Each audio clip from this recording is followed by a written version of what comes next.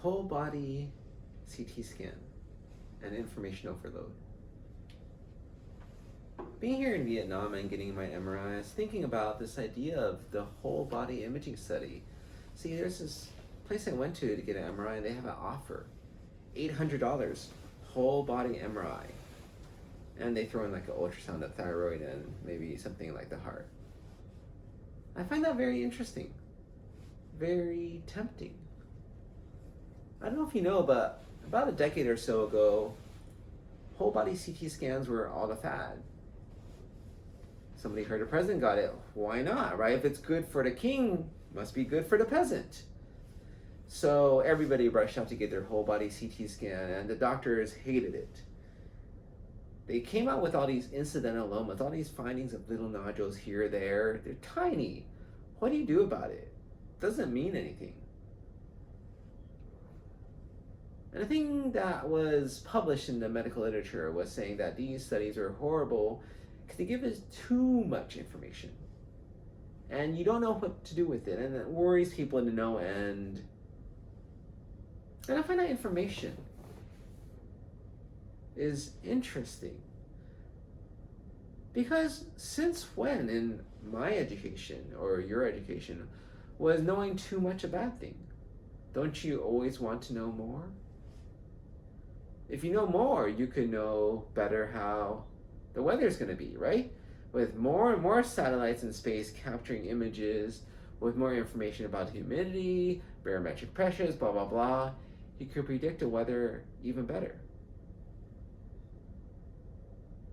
But a big part of it is information processing. Our computers are better nowadays, so we know what to do with it. One example and point is that in the emergency room, they do a lot of algorithms, try to predict who's going to do fine going home and who's going to die going home. The people who are going to die probably want to admit to the hospital. So in one study, they try to come up with an equation capturing 100 different variables. More information, better, right? And I found out that this equation actually performed worse than just if you used 3 different variables.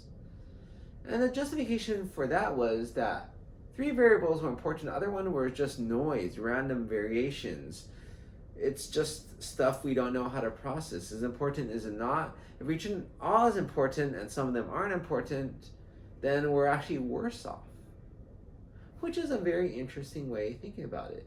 There's a lot of red herrings. If you read any mystery novels, you can figure it out that a lot of information is extraneous.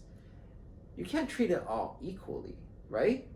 If Sherlock Holmes looked at every single clue as equal, he would never catch the criminal. Because some clues are simply not important, and some clues are important. And we all know this as doctors because when we talk to patients, some information tell us is important, and some is not. And sometimes it's hard to know, right? Like a guy says, having a lot of trouble breathing.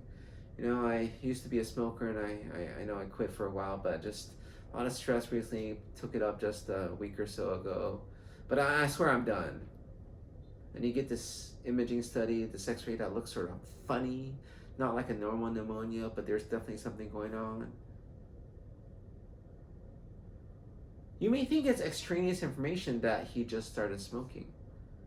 But it's actually important because maybe he has eosinophilic pneumonia, which responds to steroids, not antibiotics. So I think it's always good to know more. But the problem is, how do you process all this extra information? And coming back to this whole idea of a whole body imaging study, the thing is you get too much information and you're not sure what to do with it. All these little nodules you found in random places. Because the whole point is a lot of our research is based on symptoms. And if someone has symptoms, then we're pretty sure it actually is meaningful. If someone doesn't have symptoms, it could be meaningful, it could be not. Right? If something's there and it's not growing, then we think probably not cancer. But it doesn't mean it can't be cancer, because some cancer doesn't grow very fast.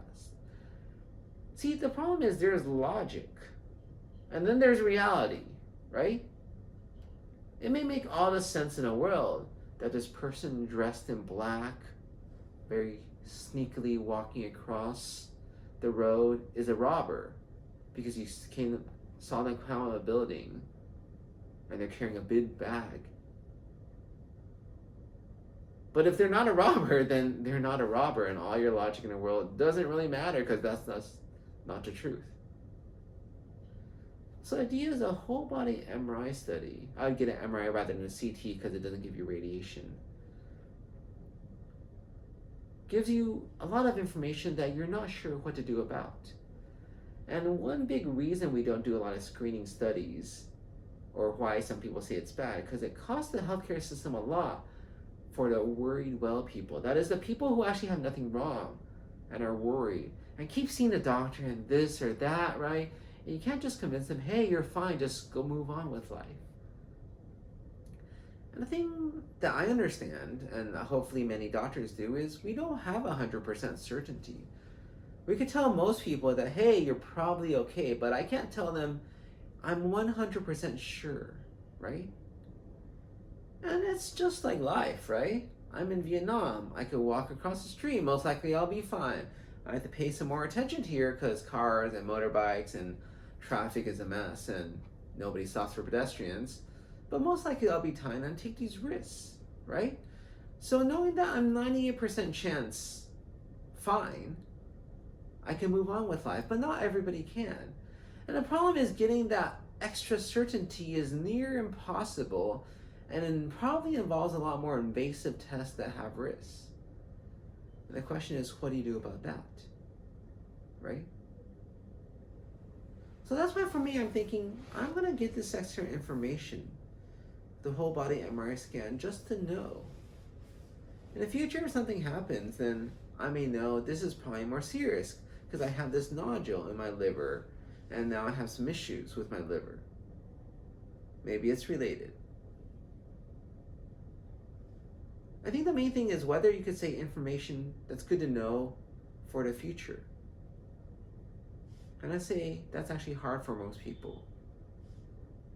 Pertinent example, try to teach people something that they're probably not going to use in the next 5 years, but maybe we'll use in the next 10. Who's going to learn it? It's like finals in school. You study before the test, right? I mean, most of us, good students, study all the way through.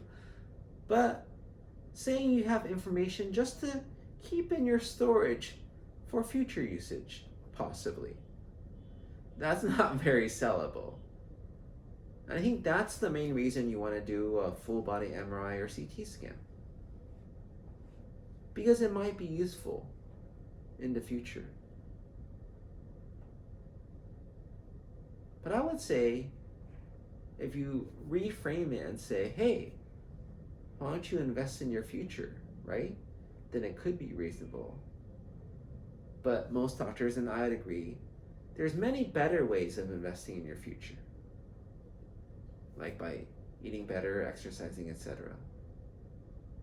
So going back, am I considering it? Yes. Why? It's also reassurance that I have nothing seriously wrong with me. Because many times I have symptoms and brush them off, like I think most doctors do, until they're pretty serious, because we're busy, we can't have time to see the doctor. You might just ask a colleague, but it's not quite the same as seeing a doctor, as calling a colleague on the phone saying, hey, I have a cough. It's been going on for 2 months. Is it serious? Right? So for me, there's a little bit different reason. It's just to help me move on with my busy schedule. But I think it does bring up an interesting idea, and that's how we view information. Can there be too much? And I would say yes, if you can't process it. But even if you can't process it, if you could save it for the future, something good to know, then go for it.